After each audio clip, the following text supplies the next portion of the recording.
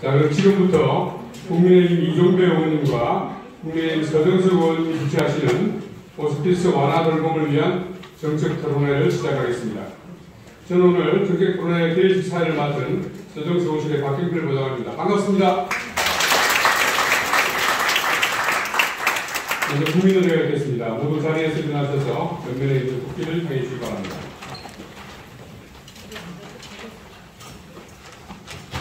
국기에 대하여 경례.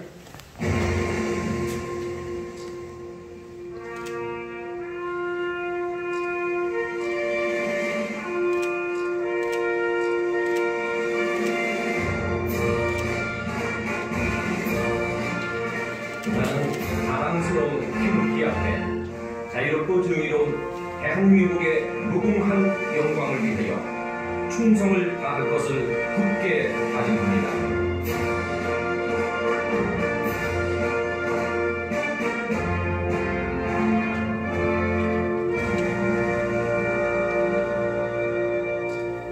바로 이하의식은 시간 관계상 승인하겠습니다. 모두 자리에 앉아주시기 바랍니다. 다음으로 바쁘신 와중에 오늘 토론에 참석해주신 내빈 여러분들을 소개시켜드리겠습니다.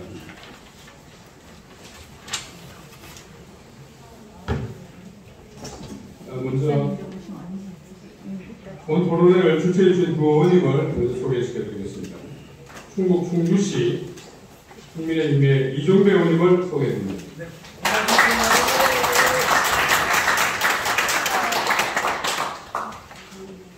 조금목 주연이시며 대상전산 특별위원회 위원이시다 하신 국민의힘의 서정석 의원님을 소개시켜드립니다.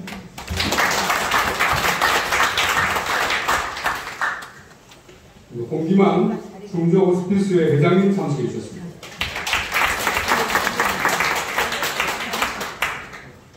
그 다음에 오늘 정책 토론의 자장을 맡아주신 조무성 고려대학교 정부행정학부 명예교수님을 소개시켜드립니다. 다음 발제자를 소개시켜드리겠습니다.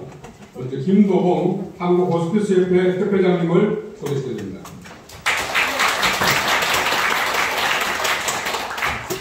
고수진 울산대학교 의과대학교 교수님이십니다.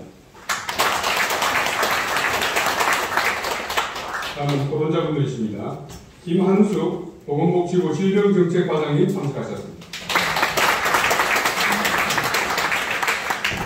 서희종 서울대학교 사회학과 교수님 참석하셨습니다. 임병식 하나산업교육협회 이사장님 참석하셨습니다.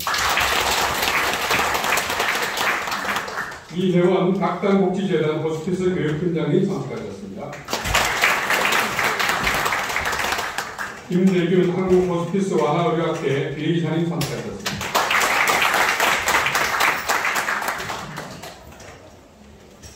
네, 그럼 먼저 이종배 의원님의 교회사를 듣도록 하겠습니다.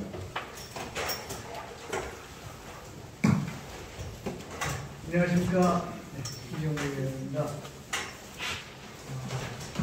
마이크가 좀 작아서 앉아서 말씀을 드리겠습니다.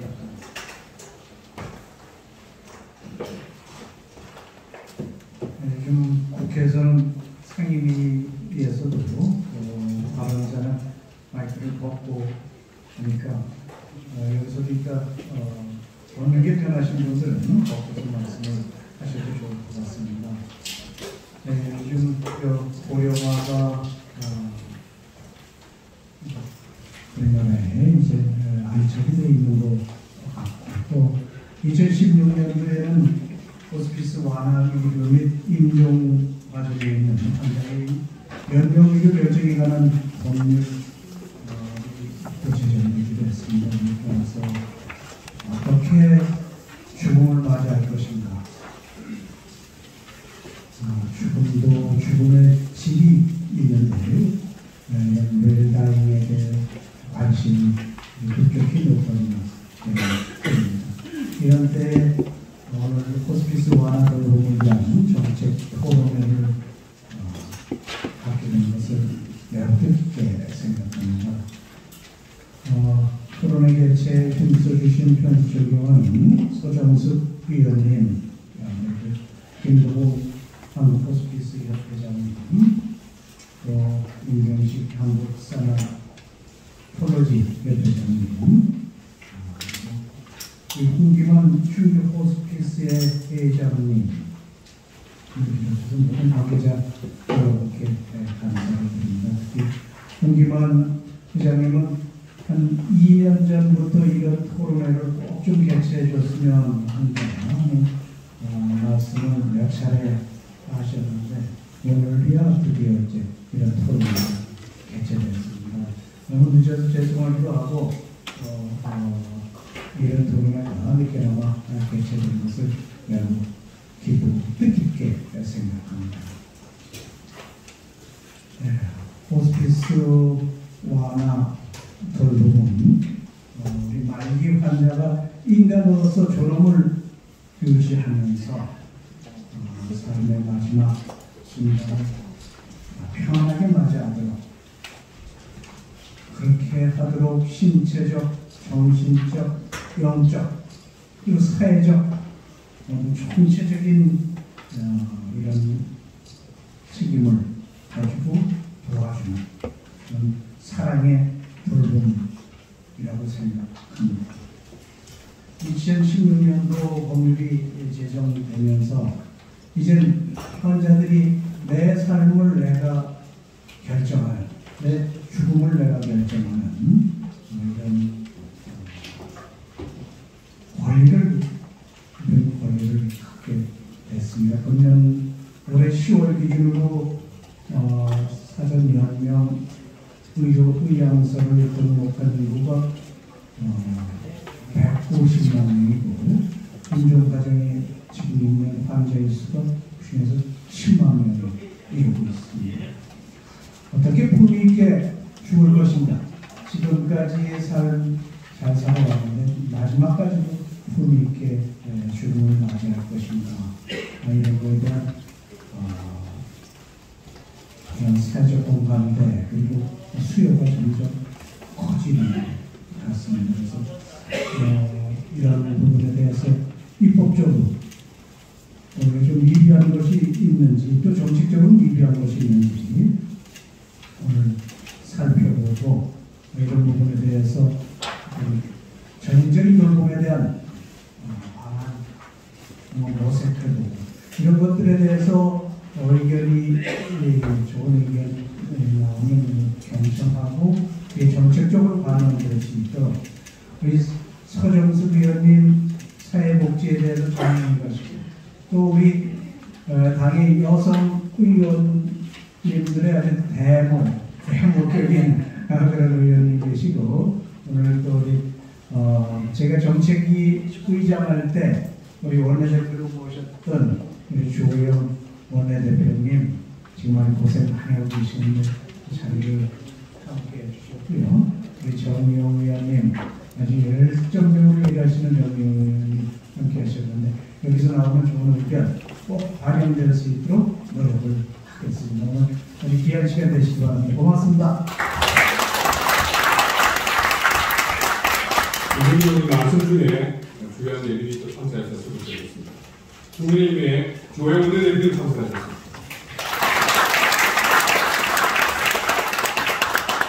경북 고령군, 성주군, 칠곡군 정영원님 참석하셨습니다. 조영 원내대표님이 너무 바쁘셔서 저는 이제 서정주 의원님 계획을 하셔야 되는데 그 사이에 축사를 먼저 하시겠습니다. 반갑습니다.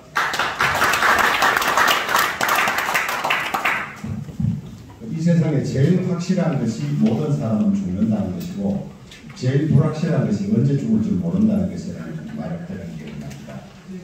저는 한 3년 전에 부친을 여기 있는데요. 그때 제가 철들고 우리 집안에서 한 40-50년 돌아가신 분이 없었어요.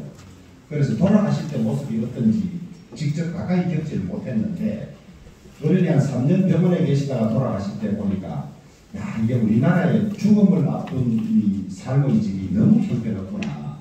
그래서 제가 법안을 하나 냈습니다. 종합병원급이나 일정 규모 이상은 임종실을 만들어야겠다. 6분이 한 곳에 있는데 어느 분이 돌아가시는데 그 자녀들하고 이 작별도 제대로 못 나누고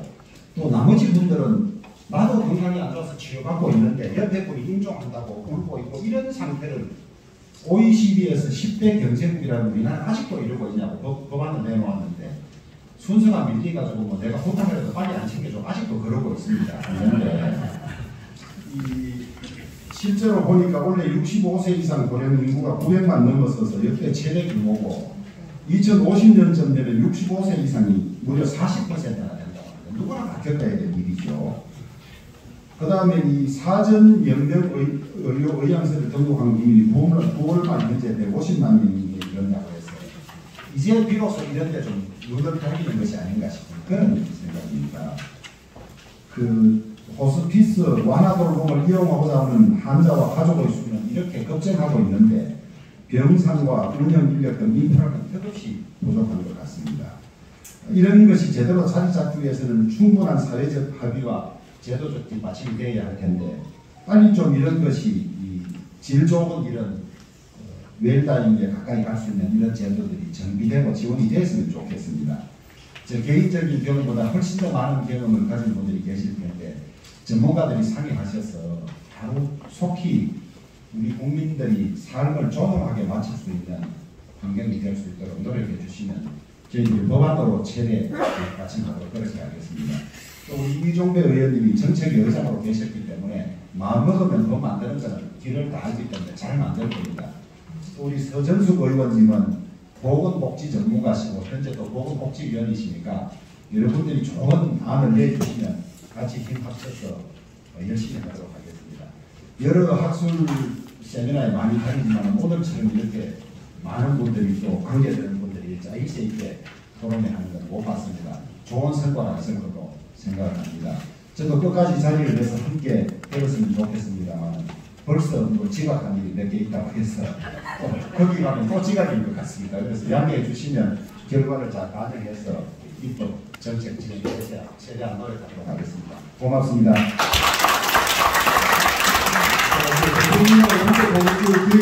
지금 이 상태에서 이쪽 옆에 계신 분들 저 카메라 앵글 좀 봐주십시오. 그걸 일단은 단체한테 시간 하나 찍겠습니다.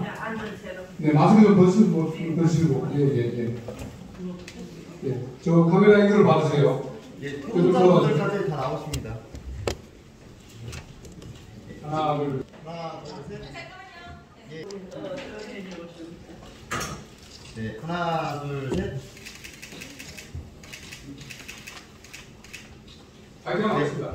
하나, 둘, 셋. 파이팅! 네, 됐습니다. 네, 감사합니다. 저희 오늘 발표하실 때 박수로 좀 맞이해 주시기 바랍니다.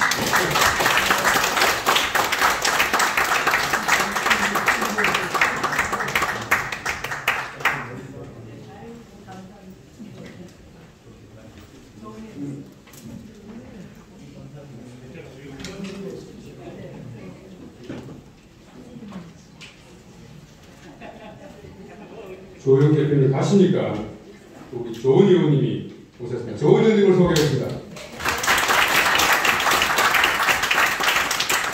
서초구 청장을 2번 역임하시고 서초구 합의 현재 맡아 계시는데 정말 뭐 활발히 활동하고 있습니다. 또 고등학교도 저희 또 서정수 의원님 후배이시다. 대학교도 후배입니다. 대학교도 두개 나누셨습니다. 다음은 서정수 의원님의 대사를 듣도록 하겠습니다. 네, 반갑습니다.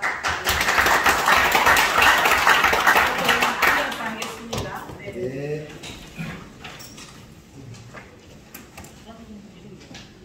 여러분 반갑습니다. 저는 건강한 대한민국을 꿈꾸며 의정활동하는 국민의 서정수 의원입니다. 21대 국회 전 후반기 보건복지위원이자 후반기 예산결산 특위위원으로서 열심히 활동하고 있습니다. 좀 전에 우리 공동주치하신 이종배 우리 의원님께서 오늘 참여하시는 중요한 분들 소개를 했기 때문에 저는 그냥 인사를 하겠습니다. 2016년 1월 8일 호스피스 완화 의료와 인정 과정에 있는 환자 연명 의료 결정에 관한 법률 이른바 조정사법 웰다잉법이 국회 본회의에서 통과되었습니다. 삶에 대한 자기 결정권이 존중되고 품위 있게 생을 마감하는 웰다잉 문화가 확산되면서 2018년 2월 4일부터 시행되어 있는 연명의료 결정 제도에 대한 관심도 커져서 올해 9월까지 146만 명이 연명의료 중단 사전의향서를 등록하였습니다. 그러나 법의 명칭에 들어있는 호스피스 완화의료는 죽음에 직면한 말기암 환자의 통증을 낮추어주는 의료 행위에만 초점을 맞추는 것으로서 심리적, 사회적, 영적 돌봄에 전인적 돌봄을 특징으로 하는 호스피스 돌봄의 의무를 제대로 반영하지 못하고 있는 것 같습니다. 현재 외일다인법 시행규칙 별표 2 호스피스 전문기관의 지정 기준에 따르면 호스피스 전문기관의 인력 기준으로서 의사 또는 한의사, 간호사, 사회복지사만 명시되어 있고 자원봉사자와 영적 돌봄 제공자는 명시되어 있지 않습니다.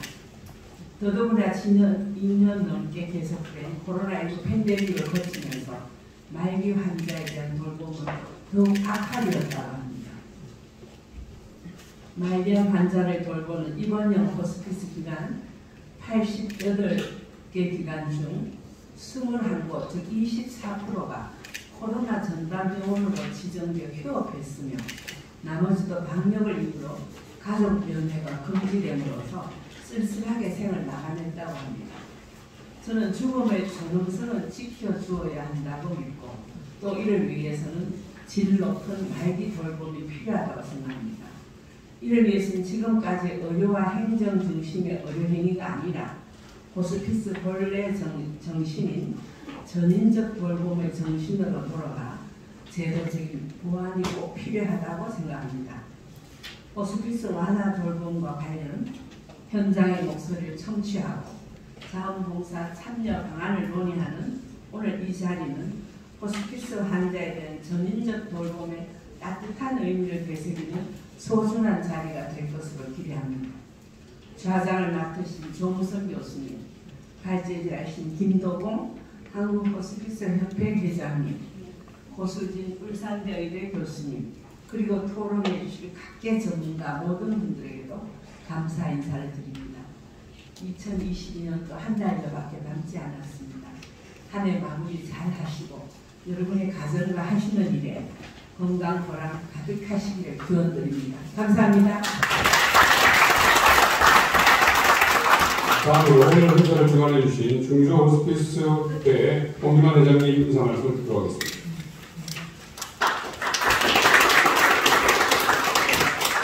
앉아서 하겠습니다.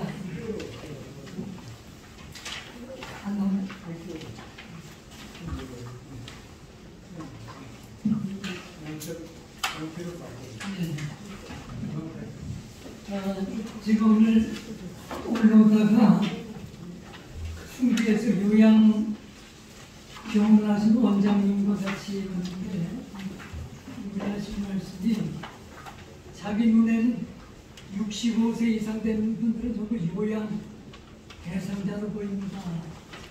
그런 말씀이 소리가 납니다. 제 눈에는 여기 지금 계시는 분들이 다 호스피스 대상자로 보입니다. 지금 호스피스 26년을 하다 보니까 직업병이 생긴 것 같아요. 만나는 사람마다 전부 다 저분도 이제 얼마에서 돌아가실 텐데 맞죠? 네. 이제 대답 좀. 자, 오늘 환영사를 읽도록 하겠습니다. 메멘토모리 죽음을 기억하시오. 낙엽이 떨어지는 모습 속에서 우리는 인생을 배웁니다. 봄과 같은 유소년기, 여름과 같은 청장년기, 가을과 같은 노년기, 겨울과 같은 임종기를 거쳐서 모든 사람은 죽습니다. 오늘 귀한 자리를 만들어주신 저희 지역구 충주 지역구의 이종배 의원님 또 서정숙 의원님께 진심으로 감사의 말씀을 드립니다. 이 자리를 빛나게 해주신 정진석 위원장님, 주호영 원내대표님, 송일종 정책위 의장님께도 심심한 감사를 드립니다. 또 순서를 맡아주신 모든 분들과 원근 각지에서 다녀오신 내외 귀빈들께 진심으로 감사드립니다. 이번 이태원 참사에서 보듯이 죽음은 언제, 어디서, 어떻게, 어떤 모습으로 우리에게 다가올지 아무도 모릅니다. 그렇기 때문에 준비가 필요합니다. 죽음을 준비하는 자세로 사는 사람은 인생을 호랑방탕하지 않습니다. 유한한 인생을 어떻게 의미 있고 가치 있게 살 것인가를 고민하며 고뇌합니다. 요즘 국회에서 조력 전원사법이 발의됐다고 합니다. 국민들의 관심이 뜨거운 이때에 조력 전원사에 대하는 호스피스 완화 돌봄이라고 감히 주장합니다. 생명 존중, 생명 사랑 운동이 호스피스 생명 사랑 운동이야말로 이 시대에 반드시 필요한 운동이요. 지극히 작은 자 하나에게 한 것이 곧 나에게 한 것이라고 가르쳐 주신 예수님의 말씀에 순종하는 마음으로 호스피스 사역을 26년째 감당하고 있습니다. 아무쪼록 이번 정책 토론회가 호스피스 정신인 전인적인 돌봄, 내서 영적 돌봄 제공자와 봉사의 꽃이라고 할 수 있는 자원봉사자분들이 제됨으로써 불완전한 호스피스 제도를 바로잡고자 이 자리를 마련하게 되었습니다. 귀하신 전문가분들의 열띤 토론의 자리가 될 줄 믿으며 좋은 결과가 있기를 기대하면서 한 행사를 마치겠습니다. 대단히 감사합니다. 다음은 축사 순서입니다. 조 의원님이 간단한 축사를 해주시기로 하셨습니다. 서울 서초갑의 나쁘기가 아니고 조은입니다. 오늘 존경하는 이종배 의원님과 또 서정수 의원님이 의미 있는 토론회를 주최해 주셔서 정말 진심으로 존경을 드리고 감사를 드립니다. 또 서정수 의원님은 제 고등학교, 대학교 직속 선배시라 평소에도 많이 배우고 있습니다. 전문사학법이 2016년 제정이 되었는데 아주 잘 사는 것도 중요하지만 잘 죽는 것도 참 중요하다고 생각합니다. 그래서 말기 돌봄의 중요성도 우리 새삼 다시 정말 제대로 해야 되겠다 이런 차대에 이런 좋은 토론회를 마련해 주셔서 저도 국회에서 두 분을 도울 수 있는 일은 열심히 도우고 또 잘 지도받도록 하겠습니다. 감사합니다. 네, 다음은 질문 촬영을 하겠습니다. 지금 정면에 앉아 계신 분들은 그대로 앉아 계시고 옆쪽에 앉아 계신 분들이 좀 뒤로 서셔서 단체 촬영을 하도록 하겠습니다. 이게 지금 국회 방송에서 지금 하고 있으니까요. 빨리 좀 움직이시면 진행에 도움이 되겠습니다. 단체 촬영을 먼저 하겠습니다. 자, 옆쪽에 계신 분들, 뒤쪽에 계신 분들 단체 촬영 함께 앞으로 좀 나와주십시오.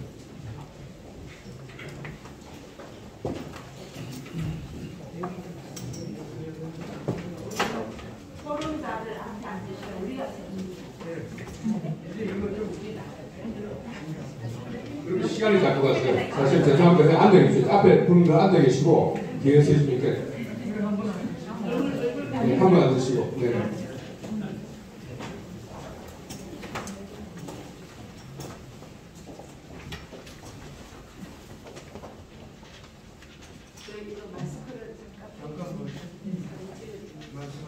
제 오른쪽에 계신 분 좀 안쪽으로.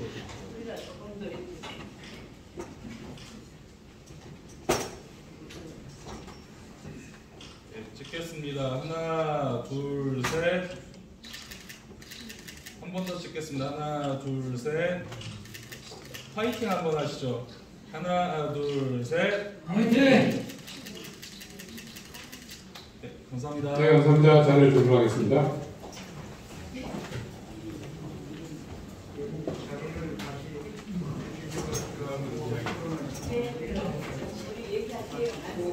이제 다시 검문을 진행하겠습니다. 먼저 한국호스피스협회 김동훈 회장님의 협회장님의 발제가 있겠습니다. 시간은 10분입니다. 존경하는 이종배 서정수 의원님, 입법화 된 내용이 현장에서 국민의 정서, 실생활, 문화로 자리매김을 하는 과정을 토의할 수 있는 기회를 만들어 주셔서 감사합니다. 저는 오늘 참여하신 전문인들의 고견과 함께 참석하신 여러분들이 충분히 토의를 하실 수 있는 화두를 제안하고자 합니다. 2016년 1월 8일 이름이 긴 법이 통과되었습니다.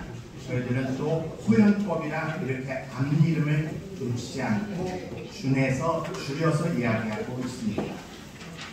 1년 6개월 정도 시행령과 시행 규칙을 제정하여서 2017년 8월 4일 모든 말기 환자에게 이 법이 제공될 수 있는 기본이 되었습니다. 이 법은 2018년 2월 4일부터 시행되었고 저희 호스피스에서도 같은 의견서를 제출해서 꼭 반영돼야 될 초점을 말씀드렸습니다. 또 두 번째는 2019년 5월 8일 한국호스피스협회 주최로 국회 도서관 강당에서 호스피스 완화의료 현장에서 필수 인력에 관한 규정이 의사, 간호사, 사회복지사로 제한됨에 따라 영적 돌봄을 위한 제공자의 역할이 축소되고 자원봉사자의 사기가 저하되므로 호스피스 정신과 목적이 왜곡되었다는 점을 지적하고 호스피스에서 전인적 돌봄을 위한 서비스 질적 수준을 높이기 위해 자원봉사자와 영적 돌봄 제공자 혹은 영적 돌봄 전문가의 인력 배치 가능성을 제시하고 이를 통한 현행법 개정 반영을 촉구하였습니다. 물론 이 두 가지의 노력은 반영되지 않은 채 세월이 흘러 현장에서 필수 인력이 임종기 돌봄에 매달려 분주하지만 완화의료와 호스피스 의미가 축소되고 임종기 대응이라는 의료적이고 행정적 방어 전선이 강화되었습니다. 코로나19 이전에는 간호인력 수급 어려움으로 보조인력을 투입하여 공동 간병인 제도를 운영하므로 환자 가족들이 간병비를 줄여서 호스피스 완화의료 병실 사용이 잠시 증가하였습니다. 코로나19 이후에는 국공립병원에서 운영되던 호스피스 완화의료 병동이 없어졌습니다. 현장에서 수고하던 필수 인력 중 한 사람은 사회복지사의 글입니다. 2020년 9월 3일은 호스피스 팀원들에게 아픔으로 다가온 날이었습니다. 코로나19 전담병원으로 지정되어 갑작스럽게 호스피스 병동이 문을 닫게 되었고 매일 함께하던 환자들과 헤어짐이 있었습니다. 코로나 환자만 치료하면 우리 같은 말기암 환자는 어디로 가나요? 어디서 치료를 받아요? 어떻게 좀 도와주세요. 호스피스 서비스를 이용한 환자들, 가족들 전화가 호스피스 병동이 문을 닫은 이후에도 매일 걸려왔다고 합니다. 말기 환자를 둔 가족의 마음을 충분히 헤아리기에 호스피스 전화 상담은 때론 눈물과 고함소리, 큰 느낌으로 마무리를 지으며 수화기를 내려놓았다고 합니다. 호연법 시행 후 말기 환자가 중환자실에서 무의미한 연명하는 의료비 절감된 것 사실입니다.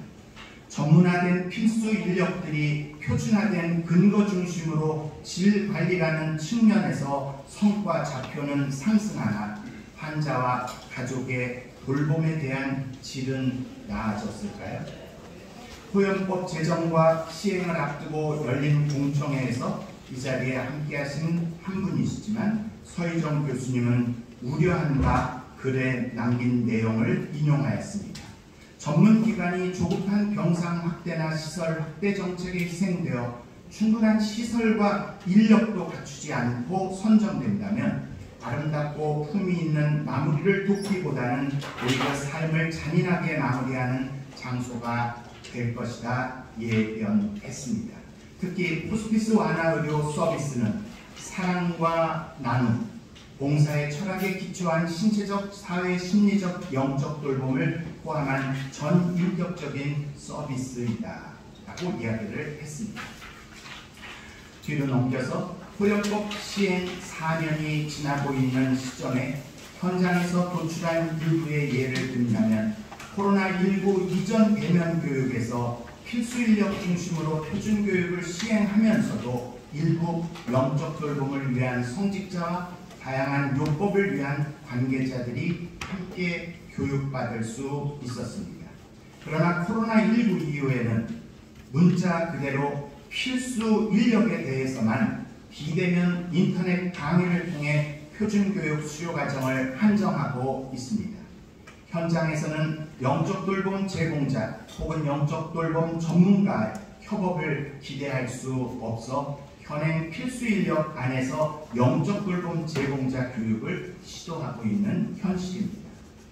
호스피스가 가진 가치의 영성 돌봄을 위해 현재 필수 인력 안에서 영적 돌봄 제공자를 육성하여 할 수 있는 노력을 그보다 넘어서야 합니다. 영적 돌봄 전문가를 활용하면 신앙 공동체 종교 지도자, 또 연계하는 돌봄, 환자와 가족이 지역사회에서 실존적이고 문화적 돌봄이 연결되어야 가정형 돌봄과 사별자 가족 돌봄으로 연계될 수 있습니다. 한국 사회는 급격히 다문화 가정이 증가하므로 그들의 품위 있는 말기 돌봄도 요청되고 있는 시점입니다. 이를 위해 영적 돌봄과 전문가 양성이 꼭 필요합니다. 요약하여 제안을 드리려고 합니다. 현행 필수 인력이라는 틀 안에서 호스피스 완화의료 정신의 다학제 5개의 직종, 의사, 간호사, 사회복지사, 영적 돌봄 제공자 혹은 영적 돌봄 전문가, 자원봉사자의 협업을 촉구합니다. 현행 호스피스 완화의료는 관중심, 의료중심이 골격이라면 호스피스 완화의료의 단계에서는 자발적인 민간 참여, 영적 돌봄 전문가, 자원봉사자, 각종 요법 재능 기부 등 사회성으로 연계되어야 합니다.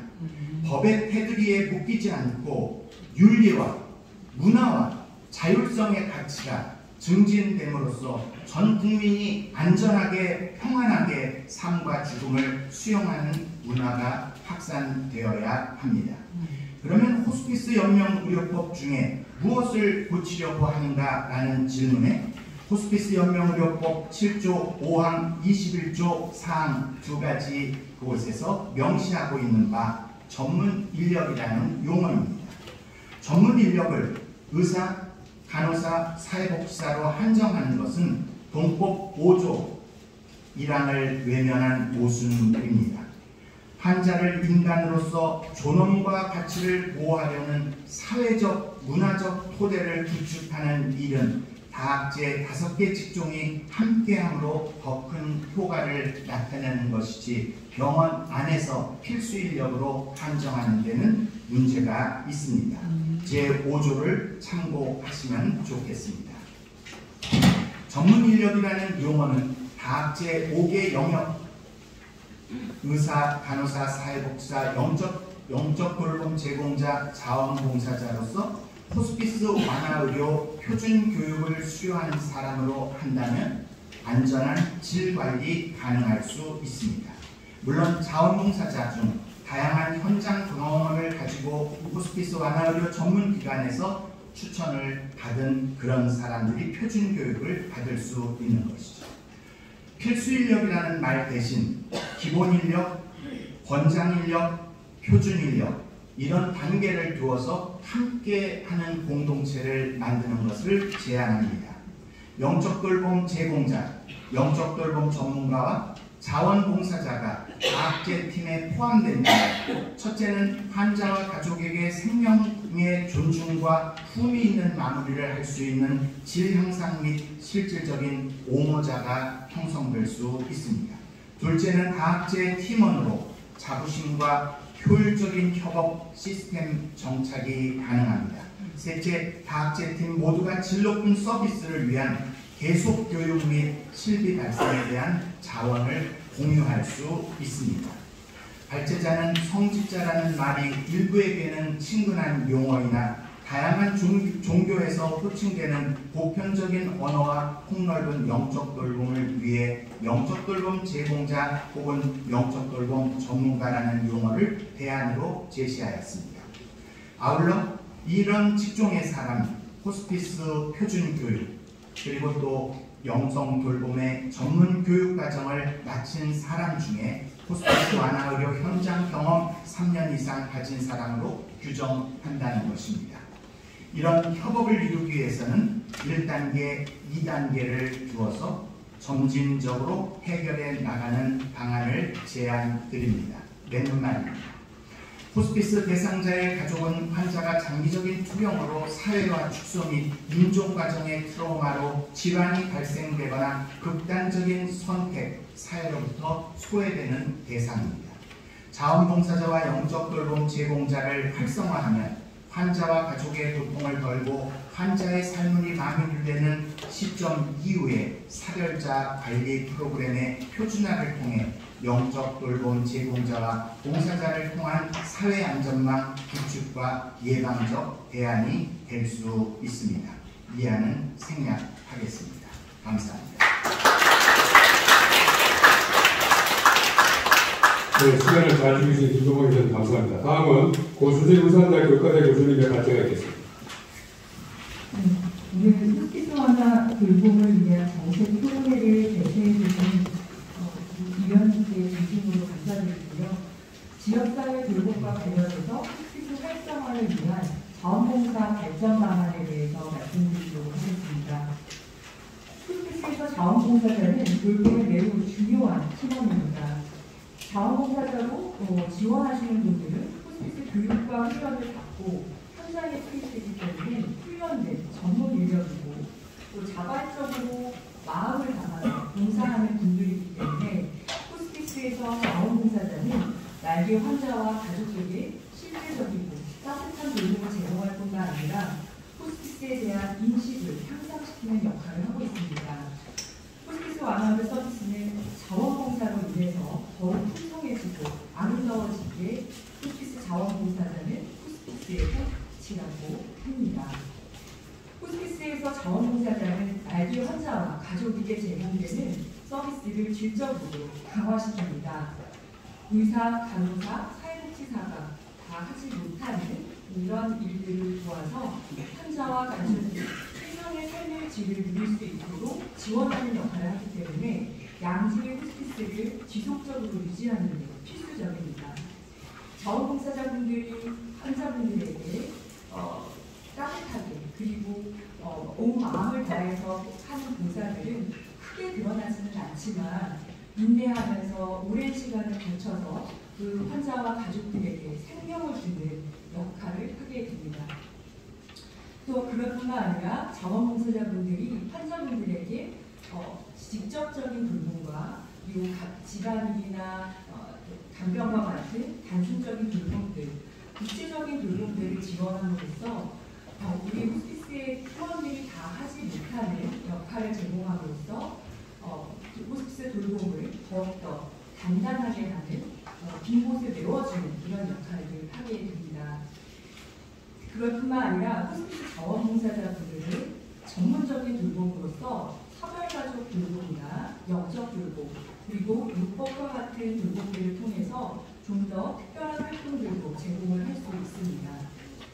하지만 국내 호스피스 자원봉사의 현황에 대해 살펴보면 대부분의 호스피스 봉사자는 입원형에서 관리를 하고 있기 때문에 우리가 입원형뿐만 아니라 가정형이나 자문형으로서 자원봉사를 확대할 필요가 있습니다.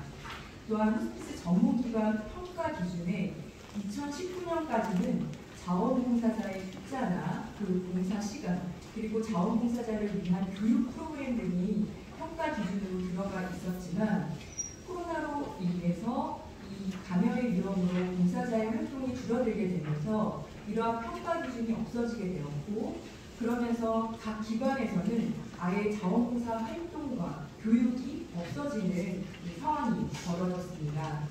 2021년 저희가 전국에 있는 125개의 호스피스 완화의 전문 의료기관을 대상으로 설문조사를 시행을 했을 때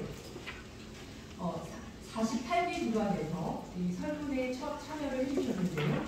코로나 상황에서 호스피스 자원봉사 활동을 하고 있지 않다고 했던 기관이 32개 기관에서 61%가 봉사를 중단한 상태였고, 또 자원봉사자를 위한 교육도 코로나 상황이 끝나더라도 교육의 계획이 없다라고 하는 기관이 19개 기관으로서 50%의 기관이 그 교육을 더 이상 진행하기가 어렵다는 응답을 주셨습니다. 그래서 지금 코로나 상황으로 인해서 호스피스 자원봉사 활동은 더욱더 어려워진 상태가 되었습니다. 하지만 우리나라가 점점 고령화가 되면서 호스피스 완화로 대상자를 더욱 확대시켜 나가기 위해서는 말기 환자와 가족을 돌볼 수 있는 인력을 양성해야 하고, 의사, 간호사, 사회복지사 인력으로는 이러한 돌봄을 제공하는 데 한계가 있기 때문에 자원봉사자의 역량을 강화시켜서 활동의 폭을 넓혀나가는 것이 필요합니다. 하지만 앞에서 말씀드렸듯이 최근 호스피스 완화의 현장에서는 자원봉사를 유지하고 새롭게 유치하는 데 있어서 어려움을 겪고 있습니다. 이러한 상황에서 자원봉사자 교육과 활동에 대한 지원이 더욱 필요하고, 자원봉사자들의 요구에 맞는 실질적인 지원이 이루어져야 합니다. 또한 자원봉사자도 고령화되고 있기 때문에 이에 맞는 자원봉사 활동의 변화가 필요하며, 직장에 있는 자원봉사자들을 위해서 유연하고 단기적인 봉사의 기회도 필요하겠습니다. 특히 호스피스 완화에 대한 수요가 증가함에 따라서 기존의 봉사자를 지원하는 것과 더불어 새로운 자원봉사자를 발굴하여 참여시키는 것은 전략도 필요합니다. 호스피스 자원봉사 활동은 지역사회 중심으로 이루어져야 하며, 자원봉사자 커뮤니티를 탄력있고 강력하게 유지하기 위해서는 정부와 지방자치단체의 지원과 노력이 중요합니다.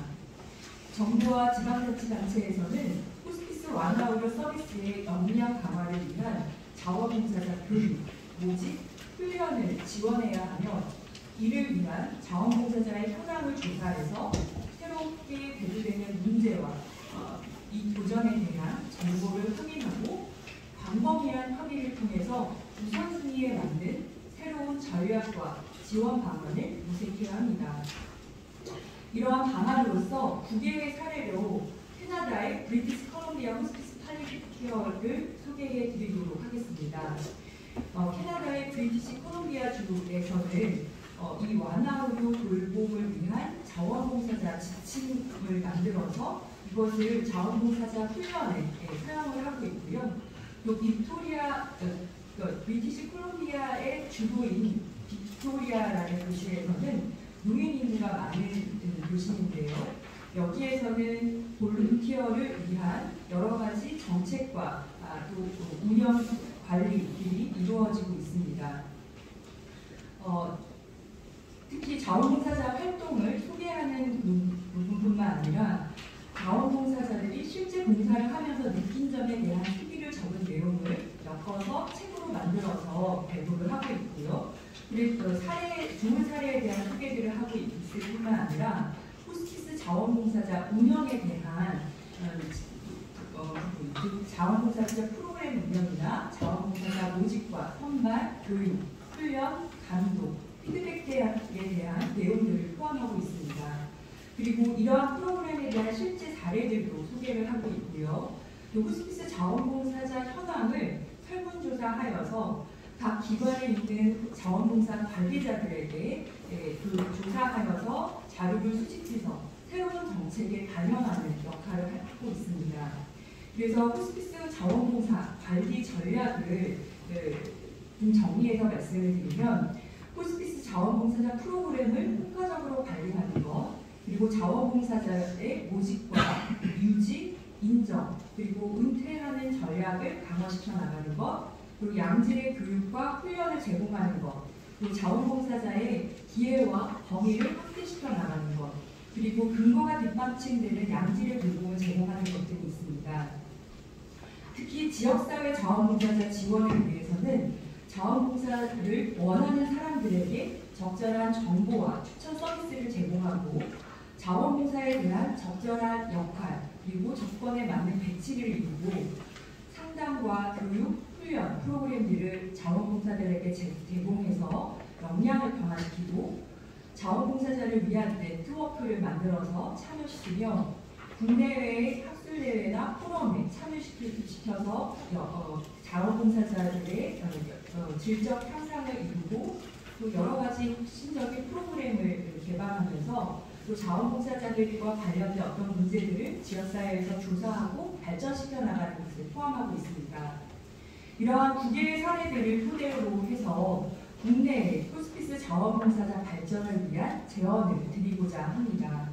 먼저 자원봉사자를 호스피스 완화의료 팀의 기본 인력으로 포함해 주시길 바랍니다.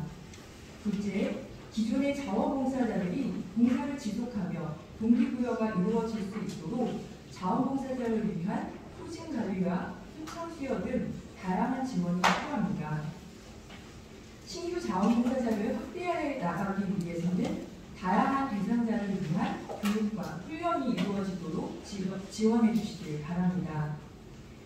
자원봉사자들의 역량을 강화시켜 나가기 위해서 여러 가지 보수교육과 심화교육 등의 프로그램에 참여할 수 있도록 지원이 이루어져야 합니다. 또한 전문 자원봉사자들을 양성할 수 있는 사별관리 프로그램, 사목상담 프로그램, 요법 프로그램, 사전연명으로 인해서 상담 프로그램 등의 개발이 필요합니다. 그리고 지역사회 중심의 자원봉사 관리 체계를 마련하여서 이를 위한 지원이 필요합니다. 그리고 각 기관에서 자원봉사자를 관리하는 관리자들을 위해서도 체계적인 교육과 네트워킹이 필요합니다.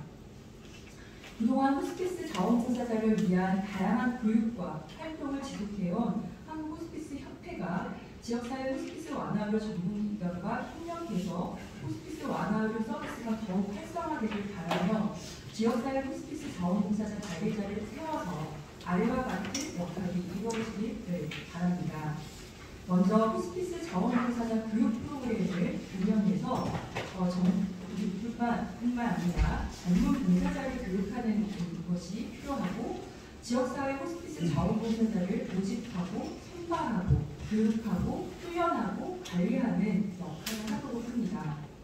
지역사회 자원봉사자 기관과 연계해서 특히 보건소의 자원봉사센터나 종교기관의 호스피스 팀, 그리고 전문의 봉사팀, 또 대학생 봉사팀 등을 활용해서 호스피스를 더욱 확대해 나가는 것이 필요하겠습니다. 또 입원형, 가정형, 자문형, 호스피스 완화를 전문기관과 연계하여서 자원봉사를 계속해서 지속해 나갈 수 있는 그 장을 연계해 나가겠습니다. 또한 가정 호스피스를 활성화하여서 자원봉사자들이 집으로 직접 방문해서 돌봄을 할 수 있도록 하는 것도 지역사회의 호스피스 완화 의료를 활성화해 나가는 데 도움이 되겠습니다. 이상입니다. 고생해 주셔서 감사합니다. 네, 감사합니다. 두 분 발표하는 시간도 잘 지켜주셨습니다. 자, 그럼 이제부터 토론 진행을 위해서 오늘 토론의 자장이신 권무석 교수님께 마이크를 넘겨보겠습니다.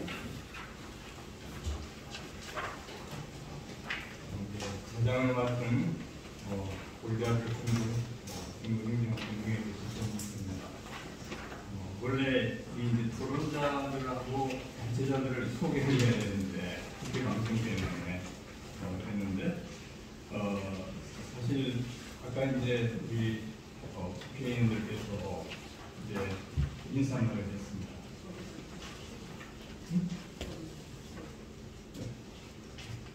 그래서 그때 우리가 그 말을 한마디로 요약하면 다 공부모가 삶의질 형성이라고 생각합니다. 근데 특히 이제 우리 서정숙 의원님은 전인 건강한 대한민국을 이렇게 이야기하면서 건강도시를 이제 극제화하는데 우리 극제화를 했습니다. 삶의질 향상을 위해서. 그리고 오늘 이제 여기 영적 돌봄과 자원봉사자를 통해서 우리 이제 만리 환우들의 삶의 질을 높이자. 그래서 제가 어떤 느낌을 받았는가 하면 정말 이 자리가 삶의 질을 높인 중심센터다. 그래서 오늘 이제 발제자 그리고 토론자, 청중이 있는 분들 또 이제 입법을 담당하는 분들이 정말 마음을 합쳐서 좋은 법안이 이제 만들어지기를 바랍니다. 그래서 제가 이제 발제자 토론자를 소개할 때 여러분들이 격려의 박수를 해서 좋은 법안 만들도록 이렇게 해주기 바랍니다. 이미 발제를 했지만 한 번 더 소개를 하겠습니다. 한국 호스피스 협회장 김도봉 목사님.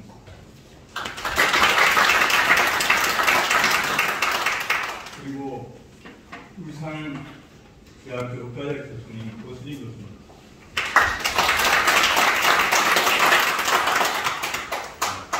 보건복지부 김한숙 질병정책과장.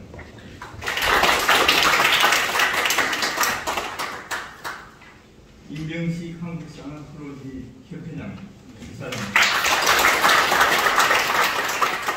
학당복지단 호스피스 교육팀장 이혜연 팀장. 한국 호스피스 완화의료학회 기획이사 김대근 이사님.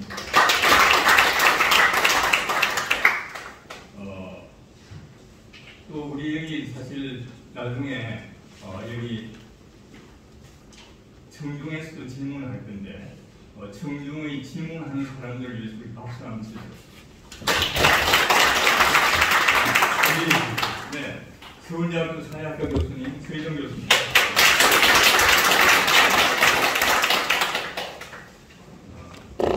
지금 이제 원래 우리가 이 시간을 4시까지는 이제 마칠 예정이고 그 전에 이제 우리가 이제 한 40분, 50분 그렇게 이제 마치면은 우리가 이제 이 청중 속에서 이렇게 이제 좀 질문도 많이 할 수 있고 또 우리 발제자가 아까 10분 이야기했는데 원래 한 12분 생각했었습니다. 그래서 발제자 좀 대화를 할 수 있도록 하겠습니다.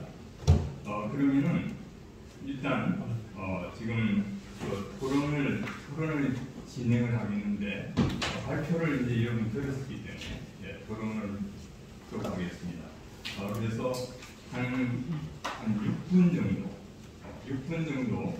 토론을 해주시기를 바랍니다. 그러면 김한숙 보건복지부 질병정책과장님부터 토론을 해주시겠습니다.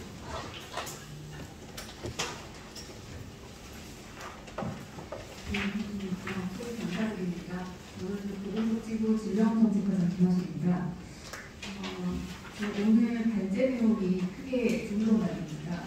첫 번째는 영적 돌봄 제공자의 좀 크게 말할까요? 네, 좀 크게 이야기해 주세요. 영적 돌봄 제공자의 중요성에 관한 발제 하나, 그리고 두 번째는 이게 약간 유사한 것 같기도 하면서 이제 정확하게 자원봉사자 활성화 방안에 해당되는 거거든요. 제가 이제 이 정책을 담당하는 입장에서 이게 굉장히 중요한 문제라는 거는 이제 현장의 수가 있기 때문에 더 말씀을 안 드려도 충분히 두 개의 발제로 이야기가 될 것 같은데 이제 각각의 발제에서 이게 왜 안 되는지에 대해서까지는 좀 담기는 어려우셨을 것 같아요. 왜냐면 이제 사실 이게 필요하다고 해서 정책적으로 다 반영되는 조건은 좀 아니고요. 그래서 그 부분을 좀 일목요연하게 최대한 좀 설명을 드리도록 하겠습니다. 그리고 마지막에는 그럼에도 불구하고 저희가 지금 당장 할 수 있는 지점을 설명을 해드리면 아마 지금 의원님께서 굉장히 입법활동에 이런 관심이 많으시기 때문에 의원실 도움을 받아서 좀 그나마 앞서 나갈 수 있는 부분들에 대한 대안이 좀 나올 것 같습니다. 우선 지금 첫 번째는 영적 돌봄, 그러니까 저희가 그 법 체계 내에서 인력 기준이라고 하는 것은 이게 다 최소 기준이죠, 사실. 규약이거든요. 안 지키면 안 되는 것이기 때문에 문제가 발생을 합니다. 그래서 인력 기준은 이게 보건의료관계법들은 거의 대부분 가지고 있습니다. 복지나 뭐 서비스 관련이라든지 일례로 뭐 규제 성격을 띠는 그 법들은 거의 대부분 공통사항인데 그것보다는 어떻게 보면은 뭐 산업이라든지 뭔가 활성화를 시키는 법들에는 그런 그 장벽을 치지는 않는데 보건의료법들은 대부분 이렇게 진입장벽들이 생기는 이유가 이거를 그 보건의료 시스템 안에서 보행하기 때문이에요. 그러니까 기본적으로 호스피스 완화의료 기관이라는 거를 설정을 해놓고 하는 개념하고 지금 서비스 개념으로 접근하는 건 두 개가 차이가 있습니다.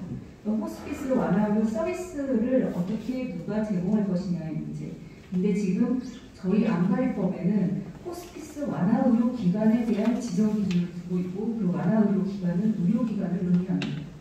그래서 인력 기준은 기본적으로는 의료기관의 지정 기준을 대부분 좀 준용해서 따라왔기 때문에 이제 이게 의료기관이 아니면 그 기관으로 지정할 수가 없는 한계가 있고 그래서 다들 그 말씀하신 이게 활성화하는데 그게 장벽이 아니냐. 이를테면 병원형, 요양형, 그다음에 뭐 이 요양형은 지금 시범사업 중이고 가정형까지 했지만 그러니까 쉽게 확대가 되지 않은 지점. 그러니까 제가 정확하게 2011년에 담당 3관이었거든요. 11년 만에 담당 과장으로 왔는데 생각보다 호스피스 완화의료기관 수가 많이 안 늘었어요. 그때 안가리법을 처음 개정하면서 정부 개정을 하면서 그때 호스피스 완화의료기관 지정 근거를 처음으로 넣었고요. 59개가 한꺼번에 지정이 됐거든요. 근데 지금 입원형 기준으로 하면 현재 88곳이라고 지금 사무실에서 알려놓는 것 같은데요. 88개. 가정형이 전체적으로 하면 180여 개 정도 되니까 당시에 입법을 추진하면서 개정을 추진하면서 기대했던 효과만큼 11년이 지나도 그렇게 많이 발전을 하지 못했다. 그 이유가 뭔지를 생각해보면 좀 답이 나옵니다. 왜냐하면 이거를 서비스 모형이나 서비스 활성화 모델을 먼저 만들지를 않았기 때문인 것 같아요. 지금 발제 첫 번째, 발제 두 번째 다 공통적인 것은 그 서비스가 의료 서비스가 아니에요. 어떻게 보면 의료 서비스를 부가적으로 서포트하는 지지 서비스인 거지. 그러면 우리 복지부가 항상 가지고 있는 문제 있잖아요. 보건이냐, 복지냐, 이걸 같이 해야 되냐, 떨어뜨려서 해야 되냐.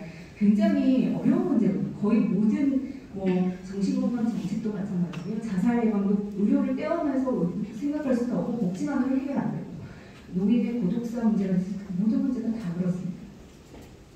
그래서 최근에는 논의가 이 호스피스 완화의료를 포함해서 존엄사법을 논의할 때 아예 웰다잉법 자체를 제정하는 걸 검토하면서 소관을 복지 쪽 파트로 넘겨야 되는 거 아니냐라는 게 내부 논의 사항이 있어요. 복지 쪽으로 넘기면 복지 서비스의 기본 시스템 안에서 구현이 되기 때문에 지금 여기서 이 탭에서 제기된 그 진입장벽에 대한 거 훨씬 완화될 가능성은 있습니다. 그러니까 의료의 형태의 일부러 보지 않고 그거는 그냥 웰페어다라고 생각하고 접근하는 방법입니다. 그러니까 방법적으로 그렇다는 이야기고요. 무엇이 다른지는 좀 심도 있게 논의를 해봐야 될 거예요. 왜냐하면 두 개의 가치 중에서 어떤 거를 우위에 두느냐인데 둘 다 장단점이 있습니다. 하나를 더 만약에 복지 쪽으로 완벽히 간다고 하면 생애 말기에 일어나는 의료 서비스가 충분하게 제공되지 못하고 그냥 스킵되거나 뭐 무시되거나 이렇게 될 가능성도 있어요. 그냥 그런 걸 다 모두 뛰어넘어서 우리가 웰다잉은 편안하게 이제 어차피 이게 가족들하고 보내는 시간이 더 중요하기 때문에 그것만 포커스 맞춰서 한다고 하면 뭐 뛰어넘을 수 있는 문제가 될지 모르겠지만 아시다시피 이런 거는 개인의 그 가치, 철학 이런 것도 있고요. 또 사회적으로는 진행하려면 좀 합의가 좀 되어야 되는 사항일 거예요. 그래서 존엄사법이 더 어려운 거고요. 그래서 그런 논의가 좀 되어야지 될 것 같고 일단은 지금 정해진 체계 내에서 그러면 지금 현재는 의료적 체계 내에 있습니다. 의료적 체계를 가지고 어떻게 극복할 것이냐의 문제인데 중간에 나오지만 영적 돌봄 제공자의 경우에는 고민을 충분히 하신 것 같아요. 기본 기준, 그다음에 표준 기준, 권장 기준. 근데 법적으로는 지정 기준에 해당하는 기본 기준 외에는 지원하면 안 되는 거거든요. 법적으로는. 그러니까 아마 법적 근거에 뭐 권장하는 내용을 넣을 수는 있겠지만 그게 인위적 조치이고 강제성은 띄지 않기 때문에 지금 발제하신 취지를 충분히 부합하기는 되게 어려울 것 같아요. 법 개정을 한다고 하더라도. 그래서 저희가 지금 그러면은 무슨 영적 돌봄 제공자에 있어서는 지침으로 훈련으로 계속 했었고 논의가 그렇게 쉽지가 않은 모양이에요. 그래서 생각보다 진행력도 좀 진도는 늘어서 아마 내년에 새로운 지침, 영적 돌봄 제공에 관한 지침을 종합호스피스 센터에서 만들려고 지금 재정을 완료를 하려고 지금 준비 작업인 것으로 보이고요. 이건 이전에 나왔던 호스피스 완화를 서비스 지침과 또 다른 지침이 될 것 같습니다. 그래서 아예 별개 지침으로 지금 고민을 하고 있는 것 같습니다. 자원봉사자 부분은 지금 상태에서 저희가 예산의 문제 그리고 법적으로 좀 활성화할 만한 근거 조건이 있다고 하면 충분히 우리가 역적 돌봄 제공자도 자원봉사자의 일부이기 때문에 가능성이 있어 보입니다. 제가 보기에는. 그래서 조금 더 정부에서 좀 노력해야 될 부분이 아닐까라는 생각을 해봤습니다.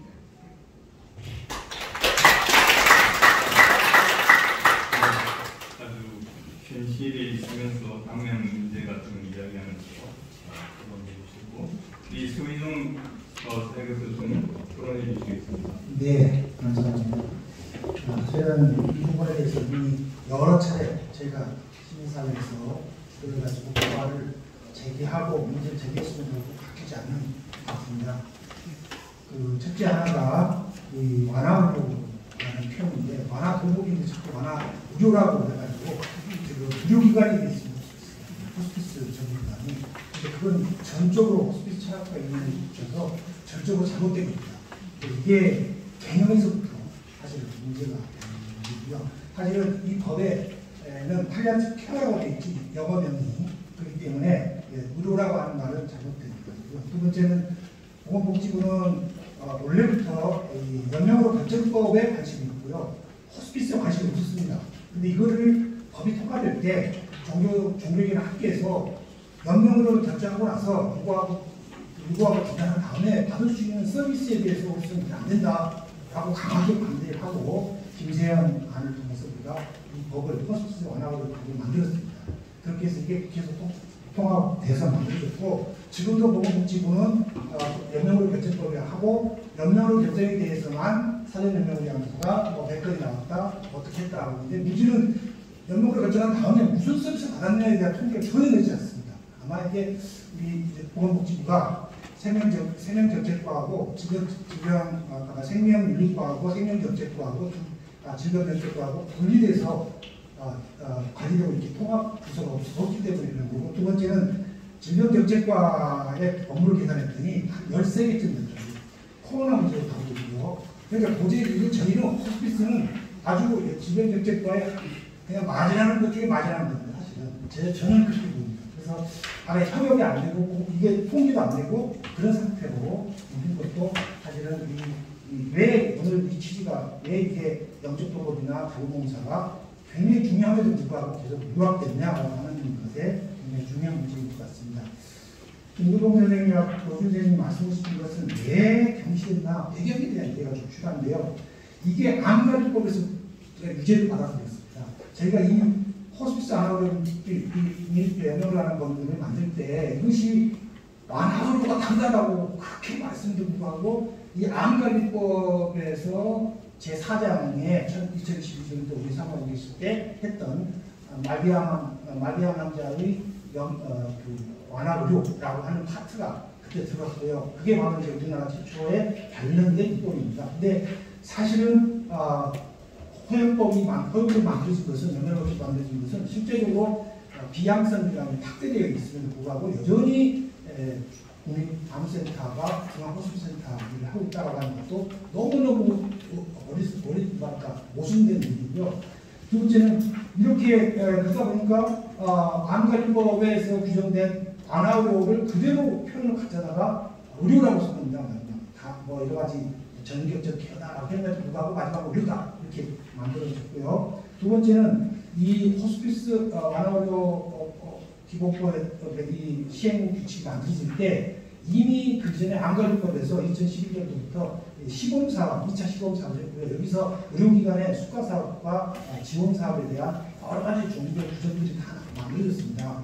또 그걸 그대로 사실은 저희는 암관리법의 완화의료와 전혀 다르다라고 그렇게 주장했음에도 불구하고 시행규칙에 그대로 들어있더라고요. 저희들이 깜짝 놀라가지고 시행규칙 만들 때 바로 저희들이 호스피스 안하고 공공부에서 저희가 긴급 공천 이전에 막 제가 세미나를 열어가지고 엄청나게 반발했고요. 그럼에도 불구하고 여전히 바뀌지 않습니다. 이 안에서 제일 중요한 문제는 사실은 왜 의료기가 그러니까 완화의료라고 하는 말로 완화 돌봄에도 불구하고 완화의료라고 접히고 호스피스 기관이라고 호스피스 전문기관이라고 분명히 표현됐음에도 불구하고 우리가 많이 그 완화의료라는 표현보다는 호스피스가 맞다라고 해서 호스피스 전문기관의 지정 요건이고 인력 기준도 마찬가지고요. 평가 기준도 호스피스 전문기관입니다. 완화의료 전문기관이 아니에요.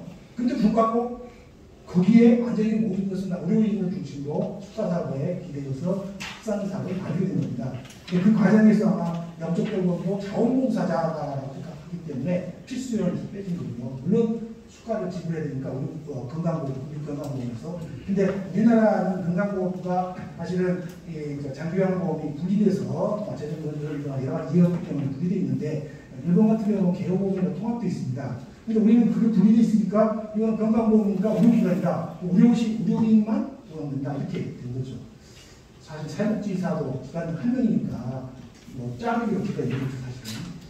그래서 영적돌봄과 자원봉사자들에 대한 규정이 없는 그러다 보니까 사실은 이 지정요건에 따른 호스피스 전문기관의 지정요건에 따르면 자원봉사 한 명이 없어도 지정될 수 있습니다. 어느 정도. 영적돌봄 전문가 한 명도 없어도 지정요건이 있습니다. 사실 이거는 저희들이 보기에는 이거는 호스피스 인력과 차가 입장에서 보면 심각한 문제인 것 같아요. 지정요건뿐만 아니라 평가기관 제7조칙 23조인데요.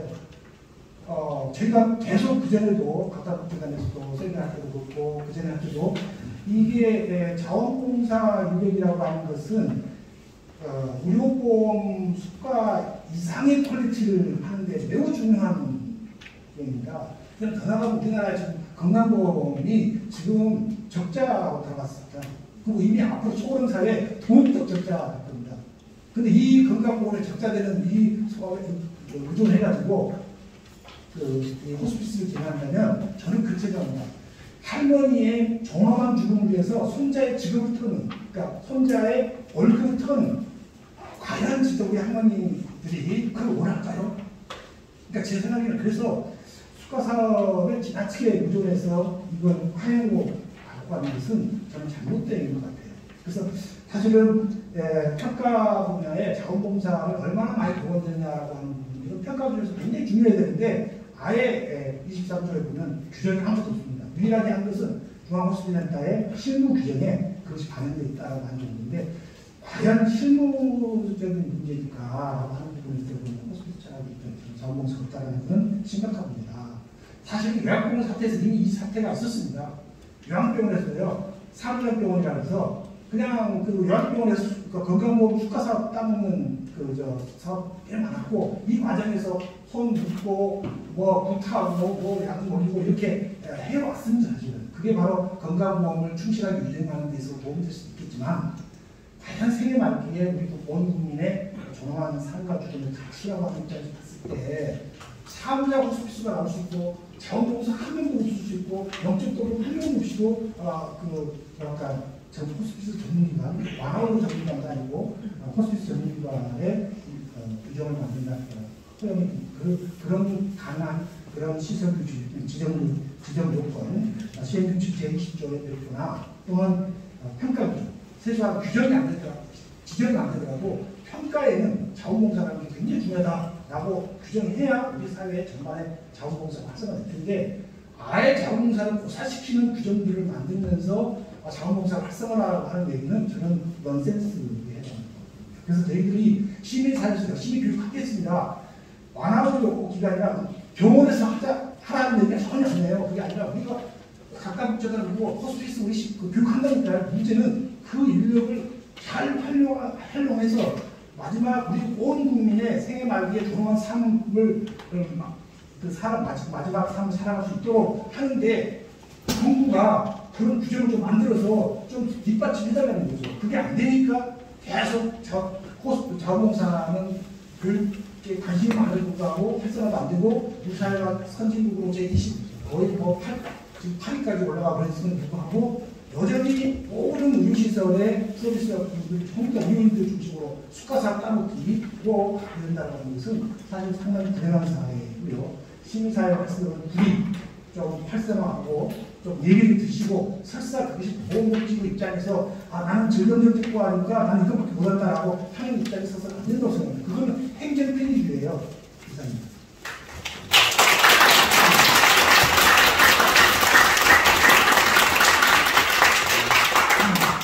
저희 세정 교수님이 호스피스 앤드 캘리 케어가 뭐냐, 그것은 완화 의료를 분명해서는 안 되고 완화 돌봄이다. 그래서 그 본질 중심으로 돌아가서 환자를 케어해야 된다. 이런 서론을 내주셨습니다. 임경식 우리 사람프로지 이사장님 그런 부탁합니다. 오늘 우리 세정 교수님 너무 멋있어 보입니다. 평소에 같이 이렇게 멋있는 우리 새삼 오늘도 이렇게 여기 참석해 주신 한분 한 분이 참 귀하다는 생각이 듭니다. 많은 사람들은 지금도 정권에서 중국법 호의를 그런 쪽에서 신경 말씀을 하시는데 여러분들은 거의 하지 않고 얻지 않고 주말은 이 시간으로 지금 소리 없이 답하고 힘들하고 소외된 아픔이 있는 곳, 눈물이 있는 곳, 슬픔이 있는 곳으로 부단히 달려가고 사는 여러분의 영혼이 이 자리에 가능한 것이 아닌가 생각이 듭니다. 오늘 우리들의 어떤 외침이나 우리들의 작은 이 마음이 결코 단순하지 않습니다. 진리는 어찌 보면 단순함에 있다는 생각이 듭니다. 많은 사람들이 알아주지 않고 많은 사람들이 무관심하더라도 결국 이 내면에서의 정치성, 내면에서 우리는 영혼의 어떤 정치상 우리의 본성이 결국은 모든 것을 가능하게 할 수 있는 어떤 정치가 아닌가 생각이 듭니다. 저는 오늘 우리 우리 선생님의 보건 정책 의료의 한계, 그리고 흑소 완화 의료 돌봄이 왜 한계가 있는가, 그 정책의 보건 의료 정책에 하나의 들어가는 한계적으로 저는 호스피스 완화 돌봄에 대한 한계라는 걸 말씀 주셨고, 서울정 교수님은 그런 어떤 완화 의료 법에 이 한계스러운 감을 아주 낱낱이 밝혀 주셨습니다. 저도 조금 더 살펴봤어야 되는데 우리 같이 서울정 교수님의 세학자다운 풍모에 접근은 못하지만 그래도 그냥 저도 그 환자 곁에서 함께 있다 보니까 그들의 아픔을 공감하고 제가 어찌할까 하는 마음으로 어떤 글을 이렇게 썼습니다. 먼저 제가 이제 글을 쓸 때 약간 오타가 났었는데 그 오타를 조금 먼저 수정하고 시작하도록 하겠습니다. 49쪽이죠. 49쪽의 맨 아래 부분입니다. 파리아티브 케어에 대한 부분인데 이미 우리 세정 교수님이 제가 해야 할 말을 이미 다 해주셨어요. 근데 저는 단지 그걸 지역적으로 낱말 하나씩 풀어보는 그런 발제들인데 49쪽 맨 아래 파리아티브에 대한 설명을 제가 하고자 합니다. 그래서 여기서 우리나라에서는 말 대신에 의학계에서는 이렇게 해야 될 것 같아요. 오늘 제가 토론을 하다 보니까 파리아티브는 우리나라에서가 아니라 의학계에서는 일반적으로 파리아티브를 이렇게 해야 됩니다. 의학계에서는 일반적 팔리아티브를 그 사이에 모든 통증을 감소시킨다는 뜻으로 완화의 의미로 사용하고 있다. 이렇게 해야 됩니다. 다시 한번 들려드릴게요. 의학계에서는 일반적으로 팔리아티브를 모든 통증을 감소시킨다는 뜻으로 완화의 의미로 사용하고 있다. 그 다음에 한 장 넘겨서 완화는 증상으로부터의 건강 감소, 해소 장출 분명히 인도상됩니다. 이 단은 더 이상 의료적 처치가 불가능한 환자에게서 나타난 통증을 완화하고자 사용한 의학계의 용어이다. 의학계의 용어를 이제 잡아주시면 제가 쓰고자 말하고자 하는 그 내용을 조금 더 쉽게 이해하지 않을까 생각됩니다. 프랑스 사약자 아리스는 이런 말을 했어요. 현대 우리 사회는 죽음을 의학화한다. 의료화한다는 말을 합니다. 우리가 추구할 때 느끼는 그 감정, 불안, 부정, 죄책감, 수치심 이런 것들은 인간만이 가질 수 있는 본성이고 인간만이 가질 수 있는 그걸 통해서 우리는 사회와 사랑과 가장 삶의 소중함과 우선점이 무엇인지 알 수가 있죠. 어쨌든 죽음은 의학화할 수 없는 대상자만의 고유한 사람이 권리이면서 죽어간 사람만의 고유한 경험이어야 된다는 거죠. 그래서 우리가 이 경험을 자꾸 의료화한다. 이 사실이 여기서 불행이 시작된 건 아니었습니까? 그래서 아리스트는 현대 우리 사회는 죽음을 의학화한다. 다른 말로 죽음을 의학을 한 실패로 보고 그 실패를 연장하기 위해서 실패를 보완하기 위해서 연장하기 위해서 삶의 연명을 하기 위한 치료법을 기술했다는 거죠. 개발했다는 거죠. 그러한 연명 의료의 기술이 결국은 침묵의 의무다. 침묵의 의무. 환자의 권리, 환자의 슬픔의 경험을 환자에게 돌려주지 아니하고 또다시 의사의 또 다른 어떤 권리로 작용되어진다면 여전히 마지막 말기 환자의 갚을 수 있는 어찌 보면 죽어가는 사람의 마지막 권리에도 불구하고 그 권리마저도 의학화하고 의료화하고 비즈니스화하고 이것이 저의 말이 아니라 프랑스 사회학자 아리스트란 말이에요. 제가 이렇게 어떤 독배를 할 수도 있겠죠. 그렇지 않겠지만 하여튼 이제 이 말에 우리는 좀 곰곰이 생각해볼 수 있는 시절을 두 번째는 뭐냐면 호스피스 앤 팔리아티브 케어라는 이 용어를 왜 한국에서는 호스피스 완화의료로 이렇게 등록이 됐을까? 이게 저희들의 고민인데요. 누가 주체되는가? 호스피스의 주체는 환자의 권리, 환자에게 죽음의 경우 죽음에게 돌려야 되는데 우리는 그 권리마저도 의학계가 다시 박탈하고 있다는 거죠. 의학계의 또 다른 권리로 전유하고 있다는 사실입니다. 호스피스는 왜 출발했습니까? 호스피스는 마지막 남아있는 의학의 실패예요. 더 이상 불가능한 환자에게 의학이 처치할 수 없는 것을 마저 삶의 질을 환자에게 되돌려준다고 하는 의의 임시적 처방입니다. 임시적. 팔리아티브라고 하는 것은 임시적 처방이에요. 완화하는 뜻이 아니죠. 통증만을 완화하는 뜻이 아니라 고통, 신체적 통증, 심리적 고통, 사회적 고통, 영적 고통으로부터 자유로울 수 있도록 편한 시간을 제공하고자 하는 의학의 치료와 의학 실패에 자임하면서 요청한 학문이 호스피스입니다. 그러니까 호스피스의 철학은 다시 의학은 자신의 실패를 겪으면서 그것을 환자에게 늘려준다는 운동의 호스피스가 추가되는 거죠.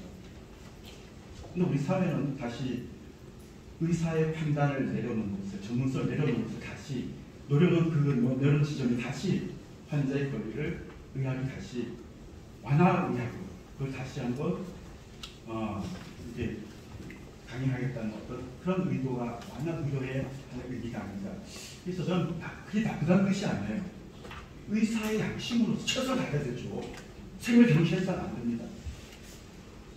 그 최선을 다한다는 그 보호주의가 어찌 보면 환자의 죽음의 경우까지 박탈할 수 있는, 권리를 박탈할 수 있는 지점이 될 수 있다는 거죠. 그렇기 때문에 우리는 팔리아티브를 많은 보완대책 의학의 의미예요. 우리 조모정 교수 NH나 NHPCO 같은 경우는 팔리아티브를 완화를 의미로 사용하지 않고 보완대책 치유의 요법이라는 거죠. 보완대책 치유 요법. 많은 치료 방법 중에서 하나가 통증입니다. 통증을 감소시키는 의미에서 완화입니다. 무엇을 완화시키냐면 통증을 완화시킨다는 거죠. 코어는, 사회학적 심리학 코어는 인간에게 마지막 삶에 있어서 네 가지 과업이 있다는 거예요. 과업. 네 가지 과업은 인간이 이 땅에 태어났을 때 당연히 책임성 있게 온전히 실천해야 할 것이 네 가지 과업입니다. 그것이 신체적 과업, 두 번째가 심리적 과업, 두 번째가 사회적 과업, 네 번째 영국적 과업이에요. 이것은 피할 수 없는 거예요. 우리는 이 과업을 죽음의 마지막 환자에게서 나한테 찾아왔을 때, 손님처럼 찾아왔을 때 거부하는 것이 아니라 환대, 이웃을 내 안으로 보시듯이 초대 속에서 우리 그것을 온전히 파괴가 되어지고 수용이 됐을 때 인간의 본성, 인간일 수 있는 강한 지점이 바로 거기에 있다는 거죠. 그래서 신체적 과학은 당연히 통증을 완화시켜야 돼요. 통증을 완화시켜야 돼요. 근데 인간은 통증만으로 기여될 수 있는 존재가 아니라는 거죠. 통증 외에도 과업이 있어요. 그것은 심적 과업이에요. 죽음에서 오는 두려움이나 또는 아픔이나 눈물이나 추측감이나 이런 것을 통해서 화해야 돼요. 세 번째는 뭡니까? 사회적 과업. 사회가 용서가 되고 네 번째 마지막 내 존재 어떤 존재인지를 자각과 알아차림을 통해서 이것이 해결되어질 수 있는 그 지점이죠. 그러니까 완화라는 의미는 대상이 통증이지만 돌봄이라고 하는 것은 다양한 치유, 팔리아티브가 오히려 치유의 개념으로 사용되어야 오히려 케어라고 하는 케어라는 부분이 케어가 아니라 돌봄이 되는 거죠. 그런 의미에서 완화 팔리아티브를 한국에서는 잘못된 번역이 완화가 됐다. 그럼 케어는 뭐냐면 돌아본다는 뜻이에요. 돌아본다. 돌아보는 누가 돌아보는 겁니다. 내 자신이 주체가 돼서 나를 돌아보는 거예요. 성찰한다. 돌아본다. 반성합니다. 죽음을 통해서 우리는 비로소 내 자신의 존재 어떤 존재인지, 내가 무엇 때문에 살아왔는지, 내가 왜 이 사람을 만났는지, 내가 왜 여기 있는지, 내가 어디로 갔는지 돌아봐야죠. 돌아보지 않고 그냥 죽으면 그게 비명이라고 해요. 명이 아닌 행사, 비명. 명이 아닌데 죽어서 비명입니다. 우리가 죽음의 권리를 우리가 네 가지 돌본다고 호스피스의 원래적 의미로 다시 돌아가고 다시 우리가 그 자리에 운동이 되었을 때 진정한 돌아가는 말과 환자들의 권리가 그의 권리가 됐습니다. 더 이상 의료진으로 권리로 박탈되는 것이 아니라 그의 권리를 그에게 돌려주라. 이것이 97세 정신입니다. 우리가 그의 권리를 박탈할 수는 없죠. 그가 되어줄 수밖에 없습니다. 그래서 호스피스 운동에 대한 시발점과 조작점의 전체의 어떤 구심점과 방향성이 어디 있는지 다시 한번 생각해볼 수 있는 그런 기회가 됐으면 좋겠습니다. 저는 이것도 다시 한번 드리겠습니다.